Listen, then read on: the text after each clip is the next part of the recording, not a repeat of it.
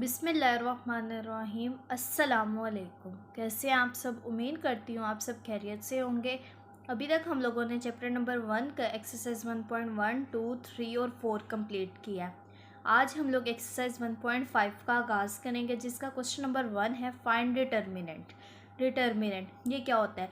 ये एक अभी तक हम लोगों ने इसके बारे में कुछ भी नहीं पढ़ा। ये एक नई चीज़ है जो बहुत ही ज़्यादा ईजी है, और इसे सोल्व कैसे करते हैं वो मैं आपको बताती हूँ।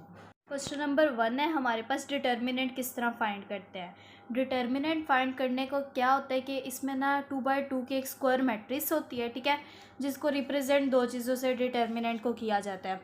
एक तो हम लोग लिखते हैं डिटर्मिनेंट ऑफ ए, या इससे रिप्रेजेंट करते हैं, या फिर हम लोग ए लिख के और उसके दोनों साइड पे मोड लगा के, और ये डिटर्मिनेंट का क्या होता है, साइन होता है, इससे रिप्रेजेंट करते हैं। क्वेश्चन इंतहाई आसान है, ठीक है। अब करते हैं किस तरह इसको। तो हम लोगों ने क्या लिखना है, ए और उसके दोनों साइडों पे मोड, डिटर्मिनेंट का साइन, ए की जगह पे ए की वैल्यू -1 1 2 0, ठीक है।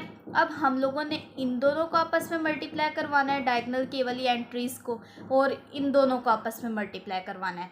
-1 को मल्टीप्लाई करवाना है 0 से, -1 को मल्टीप्लाई करवाना है 2 से, और दरमियान में हमेशा कौन सा साइन आएगा, माइनस का, ठीक है। -1 0 ज़ा 0, -1 2 ज़ा 2, और जो है आंसर क्या आ जाएगा, 0 - 2 -2। तो ए का डिटर्मिनेंट निकल आया। ये बहुत ही आसान था। बी क्या है हमारे पास, 1 3 2 -2, ठीक है। अब इसमें हम लोगों ने क्या करना है, इसका भी डिटर्मिनेंट लेना है। डिटर्मिनेंट का पहले आप लोगों ने बी लिख के उसका साइन इज इक्वल टू, तो इसमें क्या, इसकी मैट्रिक्स लिख देते हैं 1 3 2 -2, और अब इन दोनों को आपस में मल्टीप्लाई करवाना है, और इन दोनों को 1 2 ज़ा -3 2 ज़ा 1 2 ज़ा -2 -3 2 ज़ा 6 -2 -6 -8, तो बी का डिटर्मिनेंट निकल आया। सी क्या है हमारे पास, 3 3 2 2, ठीक है। अब इसमें क्या करना है, इसमें भी हम लोगों ने सबसे पहले क्या लिखना है, सी का दोनों साइडों पे डिटर्मिनेंट का साइन, और यहाँ पे क्या आ जाएगा 3 2 3 2, ठीक है।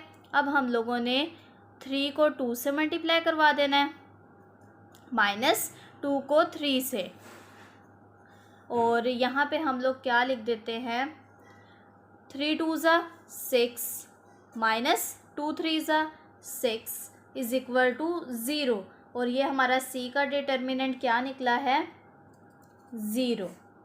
ये इसका आंसर है। क्वेश्चन नंबर 2 है हमारे पास, उसने क्या कहा है, फाइंड सिंगुलर और नॉन सिंगुलर। आपने बताना है कि क्या ये मैट्रिक्स सिंगुलर है कि नॉन सिंगुलर है। अब हमें पता कैसे चलेगा कि मैट्रिक्स सिंगुलर है कि नॉन सिंगुलर है?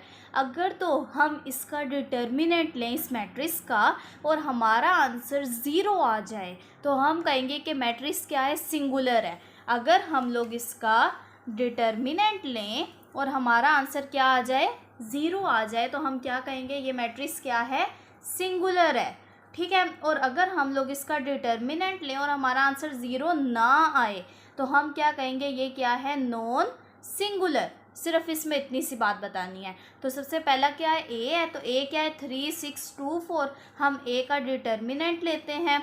ए का डिटर्मिनेंट किस तरीके से लेना है, 3 2 6 4, इन दोनों टर्म्स को आपस में मल्टीप्लाई करना है, 3 4 ज़ा 12 -6 2 ज़ा 12, तो 12 -12 0। तो ए का डिटर्मिनेंट क्या आया है हमारे पास, 0 आया है। और उसने क्या कहा था, अगर आपका आंसर 0 आ जाता है तो आपने क्या, जो मैट्रिक्स होगी वो क्या होगी, सिंगुलर होगी। तो हम यहाँ पे क्या लिखेंगे कि ए इज सिंगुलर। बी क्या है हमारे पास, 4 1 3 2। इसमें भी हम लोगों ने क्या करना है, इसका डिटर्मिनेंट लेना है। अगर हमारा आंसर 0 आ जाता है तो हमने कहना है सिंगुलर है, अगर नहीं आता तो हमने क्या कहना है कि ये क्या है, नॉन सिंगुलर है। तो बी का लिया दोनों साइडों पे डिटर्मिनेंट 4 1 3 2, ठीक है। उसके बाद अब हम लोगों ने 4 को 2 से मल्टीप्लाई करवाया 8, 1 को 3 से मल्टीप्लाई किया 3, 8 में से 3 गए 5। बी का आंसर क्या आया है, 5। हमारा आंसर 0 के बराबर नहीं आया। तो हम यहाँ क्या लिख देंगे, हम जस्ट ये लिख देंगे कि बी इज़ नॉन सिंगुलर, ये इसका आंसर है। ठीक है। क्वेश्चन नंबर 3 क्या है हमारे पास, find multiplicative inverse if it exist. अब वो क्या कह रहा है कि आप लोगों ने मल्टीप्लिकेटिव इनवर्स फाइंड करना है, अगर वो एग्जिस्ट करती है तो। मल्टीप्लिकेटिव इनवर्स क्या होता है, जैसे हमारे पास ए दिया हुआ है -1 3 2 0, तो हम लोगों ने ए और ऊपर जो है ए -1 फाइंड करना है, तो ये हम लोग क्या फाइंड कर लेंगे, मल्टीप्लिकेटिव इनवर्स। और इसका फॉर्मूला होता है, इसका फॉर्मूला क्या होता है, A inverse is equal to joint of A over A का डिटर्मिनेंट। अच्छा, अब अगर हम लोग ज्वाइंट ओवर ए का डिटर्मिनेंट इन दोनों को सोल्व करते हैं तो हमारे पास मल्टीप्लिकेटिव इनवर्स निकल आएगी। जो डिटर्मिनेंट है वो तो हम लोगों को निकालना आता है। अब हम लोगों ने क्या सीखना है, ज्वाइंट ऑफ ए किस तरीके से निकलता है, किसी भी टर्म का मैट्रिक्स का ज्वाइंट किस तरीके से निकलता है। तो ज्वाइंट क्या होता है कि हम लोगों ने जैसे कि यहाँ पे क्या है ए बी सी डी, तो हम लोगों ने ये वाले डायगोनल की एंट्रीज को इंटरचेंज कर देना है, मतलब इनकी चेंजिंग कर देनी है। ए की जगह पे डी लिखना है और डी की जगह पे ए लिखना है। तो ये क्या हो जाएगी, ये हमारे पास जो है इन डायगोनल की इंटरचेंजिंग हो जाएगी। और जो ये वाली एंट्रीज होंगी इनके साइन चेंज कर देने हैं, इनके क्या चेंज कर देने हैं, साइन चेंज कर देना है। तो क्या हो जाएगा, इसका ज्वाइंट क्या बन जाएगा, D A minus B minus C. सिर्फ इतना सा काम करना है ज्वाइंट में। और ज्वाइंट को रिप्रेजेंट किस चीज़ से करते हैं, ज्वाइंट को रिप्रेजेंट करते हैं ज्वाइंट ए, किसी भी चीज़ का ज्वाइंट है, यहाँ पे ए लिखा है, अगर बी वो कह रहे हैं तो बी लिख देना, सी है तो सी लिख देना, कुछ भी है। ठीक है। तो ज्वाइंट किस तरीके से फाइंड करते हैं कि ये वाले डायगोनल की जो एंट्रीज हैं उनको इंटरचेंज कर देना है, और ये वाली एंट्रीज हैं इनके साइन चेंज कर देना है। अगर पॉजिटिव है तो नेगेटिव बना देना है, नेगेटिव है तो पॉजिटिव बना देना है, और अगर नेगेटिव है तो उसको पॉजिटिव बना देना है। ये हम लोगों ने क्या फाइंड कर लेना है, मल्टीप्लिकेटिव इनवर्स। अब इस बात का क्या मतलब हुआ कि इफ़ इट एग्जिस्ट, इसका मतलब ये है कि जब हम लोग ए का डिटर्मिनेंट लेंगे, अगर हमारा आंसर 0 आ जाता है तो हम क्या लिखेंगे कि जो एक वो है मल्टीप्लिकेटिव इनवर्स है वो एग्जिस्ट ही नहीं होता। क्या, अगर हम लोग ए का डिटर्मिनेंट लें और उसका आंसर 0 आ जाए तो हमें आगे ये सॉल्व करने की ज़रूरत ही नहीं है। हमने जस्ट क्या लिख देना है कि मल्टीप्लिकेटिव इनवर्स जो होती है वो डज़ नॉट एग्जिस्ट ही नहीं करती। बट अगर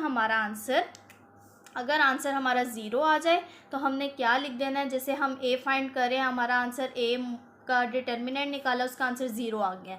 ठीक है। अब हम लोगों ने क्या लिख देना है कि A multiplicative inverse of A does not exist.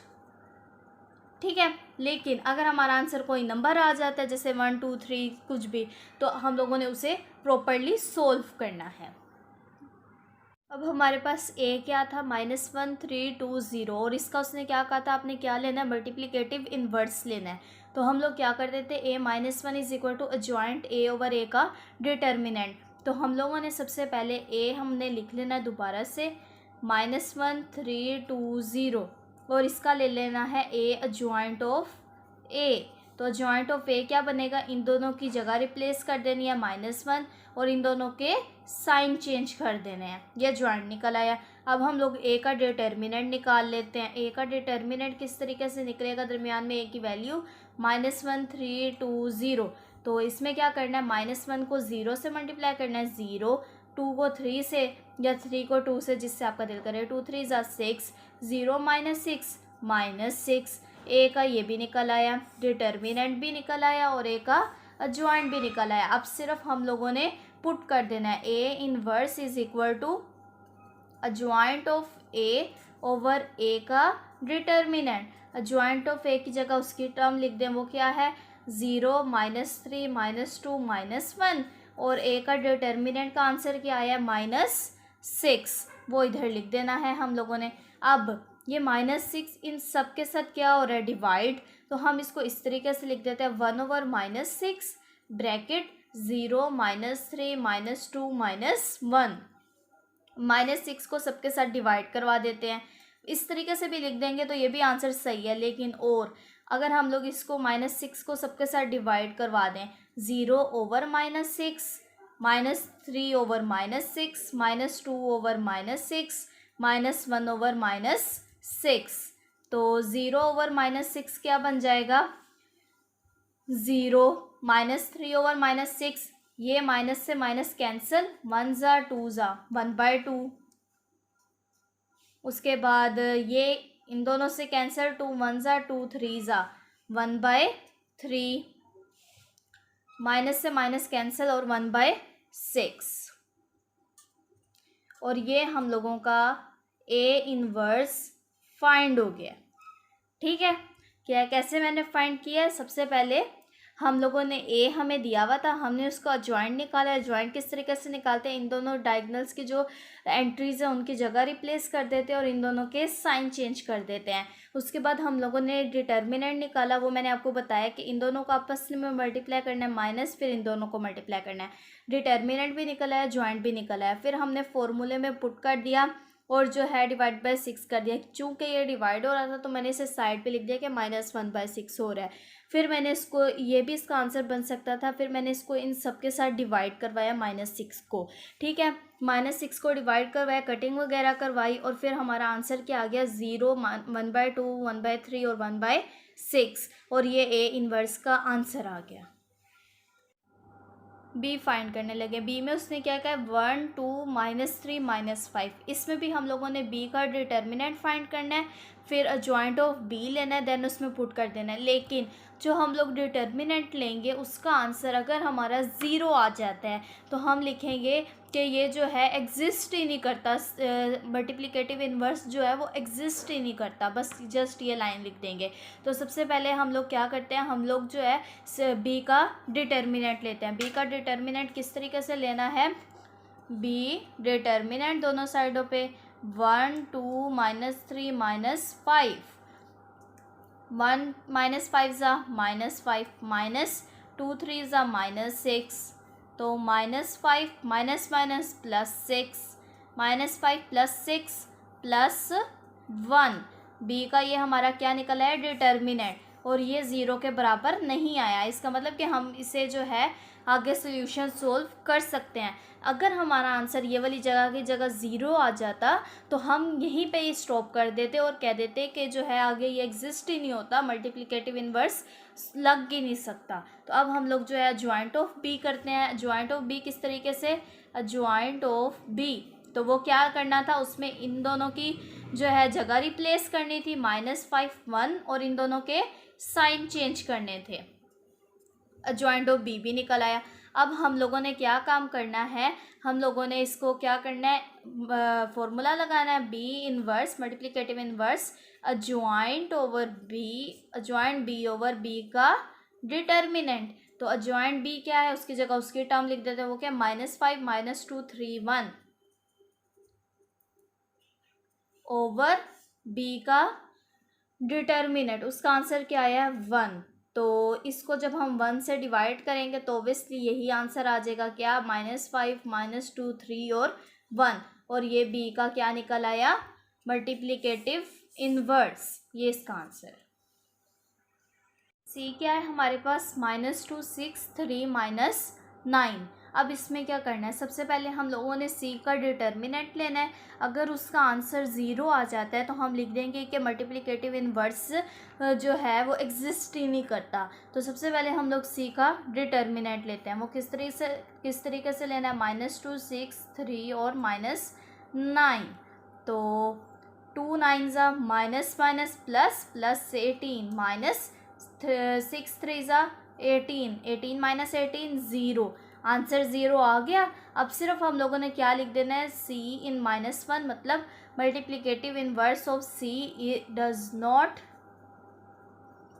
Exist, just ये लाइन लिख देनी है। इसमें ज्वाइंट और आगे फॉर्मूला लगाने की कोई ज़रूरत नहीं है, बिकॉज ऑफ दिस हमारा आंसर क्या आ गया, 0 आ गया है। अब अगर हम लोग इसे सोल्व भी करना चाहे तो कर सकते हैं, लेकिन ये देखो ना, किसी भी चीज़ के साथ 0 जो है वो किसी भी के साथ मल्टीप्लाई हो या डिवाइड हो तो आंसर 0 ही आता है।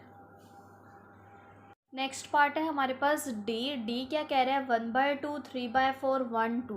आंसर अगर हमारा ज़ीरो आ जाएगा तो हम क्या लिख देंगे कि जो C-1 है वो डज नॉट एग्जिस्ट। अगर नहीं आएगा तो फिर हम आगे सोल्व करेंगे। तो डी का सबसे पहले हम लोग लेते हैं डिटर्मिनेंट। तो डी का डिटर्मिनेंट लेने के लिए 1/2, 1, 3/4 और 2। ठीक है। अब हम लोगों ने 1/2 को मल्टीप्लाई करवाना है 2 से, माइनस 3/4 को मल्टीप्लाई करवाना है 1 से। 1/2 2 से मल्टीप्लाई करेंगे, आंसर 1 आएगा। 2 1 ज़ा 2 1 ज़ा और 1 1 ज़ा 1, माइनस इसको 1 से मल्टीप्लाई करवाएंगे 3/4 ये आ जाएगा। अब इधर हम लोग ले लेते हैं एलसीएम। एलसीएम लेने से नीचे 4 आ जाएगा और यहाँ पे क्या आ जाएगा 4 - 3, तो वो क्या आ जाएगा 1/4 और ये ज़ीरो के बराबर नहीं आया। हमारा जो डी का जो है डिटर्मिनेंट आया वो क्या 1/4। अब हम लोगों ने इसका क्या लेना है ज्वाइंट ऑफ डी। तो वो किस तरीके से लेंगे, सबसे पहले हमने इन दोनों की जो है जगह रिप्लेस कर देनी है। वो क्या हो जाएगी 2 और 1/2 और इन दोनों टर्म्स की एंट्रीज के क्या चेंज कर देने हैं साइन, -3/4 और -1। ये हम लोगों ने क्या क्या चीज़ फाइंड कर लिया, डिटर्मिनेंट भी फाइंड कर लिया और ज्वाइंट भी फाइंड कर लिया है। अब हम लोग इस पे फॉर्मूला लगा देंगे।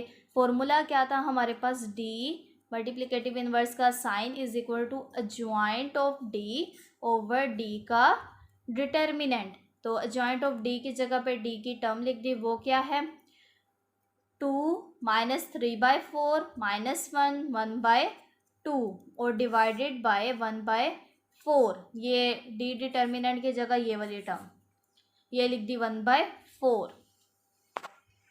अब डी जो है मल्टीप्लिकेटिव इनवर्स का फॉर्मूला लगाया और हम लोगों ने क्या लिख दिया 2/-1 -3/4 1/4 और 1/4। अब ये इसके साथ डिवाइड हो रहा है, इसको हम लोग साइड पे लिख लेते हैं। ये देखो 1/1/4 लिख दिया, ठीक है। अब ये 1/4 हो रहा है, जब ये ऊपर मल्टीप्लाई में आएगा तो सिंपल 4 हो जाएगा और यहाँ पे क्या आएगा 2 -3/4 -1 1/2। और अब इस 4 को हम लोग अंदर सबके साथ क्या करवा देते हैं मल्टीप्लाई करवा देते हैं। किस तरीके से, 4 को इससे 2 से मल्टीप्लाई करवाया 8, 4 को इस टर्म से मल्टीप्लाई करवाया तो 4 -3/4। तो ये 4 से 4 कैंसिल, खाली -3 आ जाएगा। 4 -1 ज़ा -4 और 4 को मल्टीप्लाई करवाना 1/2 से। तो अब देखते हैं 8 -4 ये तो एज इट इज़ और ये -3, 2 1 ज़ा 2 2 ज़ा 2 1 ज़ा 2 और ये हमारा डी का भी आंसर निकल आया, डी का मल्टीप्लिकेटिव इनवर्स। ये हमारे चारों सवाल कंप्लीट। इसी के साथ ही हमारा क्वेश्चन नंबर 3 कंप्लीट हो गया। बाकी जो रिमेनिंग क्वेश्चंस हैं वो हम लोग नेक्स्ट पार्ट में करेंगे।